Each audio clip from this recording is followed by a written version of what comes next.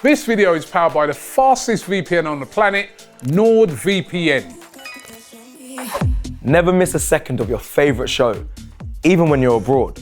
Get NordVPN 2-year plan plus 4 months extra by clicking the link below. It's risk-free with Nord's 30-day money-back guarantee. AFTV, James, that was a good little workout for Arsenal today. Really tested, Bournemouth. They were aggressive. They, especially in the second half, they played well. And that's what we want, isn't it? Pre-season, you want those big tests, and they've been tested today. Yeah, it was fun. The fans had a great time. In terms of the game itself, I don't know, can you say like high intensity but low quality? Like, is that fair? It wasn't like, and that's probably being a bit harsh. I thought at times we looked quite sharp in our passing, Bournemouth too at times. But I was listening to what the Bournemouth fans were saying earlier, and like, honestly, it took to the 25th minute for me to actually look at their 11, because I was just here just soaking it all in, enjoying it. And I thought, that's a Premier League 11 that's got. That's a proper, they finished 10th, Iraola's a good manager, they've spent good money on good players. And I thought, okay, like we are, youngsters like Nwaneri, Lewis Kelly, Saladin, they were, playing with a good Premier League team here, and absolutely looked, I wouldn't say, is in control fair? Again, like, it was one of those where we were playing football in the right areas, not always having loads of chances, but Eddie could have done a little bit better with one of his shots. We were in a few times. Second half dropped a touch as we made more changes, they got into it more. But it was a good, I think Arteta will be happy with the workout more than anything. Well done, we won the shootout, great, but I think the most important thing is that it was a good intensity for the team. Yeah, now who stood out for you out of the, all the players that were playing on the pitch? Who did you look at and think, right, I really like what I saw? The obvious one, so I'll come to them in a sec, but can I mention Martin Odegaard? I know it's boring because he's our captain and we all know he's amazing, but like, he walked on that pitch for 45 minutes and almost wanted to just remind everyone I'm the best player in that stadium. Like, let me just show you all. I thought Odegaard was sensational, but of course beyond that, Nwaneri, like brilliant. And it was interesting that Arteta played him in Odegaard. What did you say?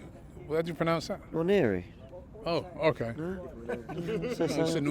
don't know, man. Well, I've had a few beers, Robbie. You don't have to call me out here in front of everyone else. He played in Odegaard's position with Vieira out on the right. I don't know what that was all about, because when Vieira didn't track back, Ben White gave him a real earful, which shows you they're treating these seriously. I mean, while we're here having drinks, having a good time, enjoying it, the players are playing with an intensity and a level and a standard. So why was Vieira out on the right? Was it to sort of get some work rate in him or something? I don't really know what that was. But Nwaneri in central there, as they moved to left A, looked phenomenal. Lewis Kelly's not a left back. You wouldn't have known that today. Looked really, really good again against a good Premier League outfit. Saladin looked really comfortable, like did some really good things. I thought a few years ago people were talking about him. They went on loan, we didn't really see him, and I thought, okay, well, it's probably not going to happen for him. Proved today that he's a very talented, silky footballer. Who else? Reece Nelson looked bright, and this is really harsh to say, I feel bad. It's probably only just a good thing in negotiations for us from a transfer perspective, but he did look good. During Timber, looks great. That knee injury isn't bothering him.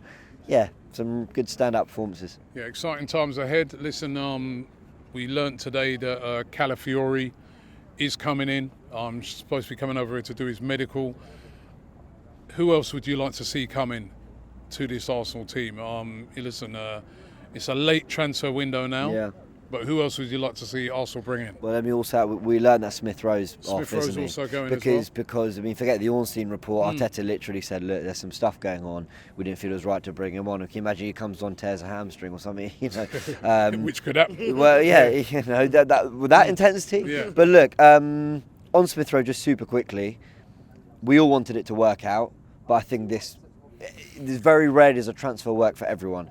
Club, Arsenal, Fulham, Smith Rowe, I think everyone's going to benefit from this. Right that he didn't come on today. But in terms of what I want to see, I think we kind of got a squad that's made up of like a load of 6s and a load of 10s.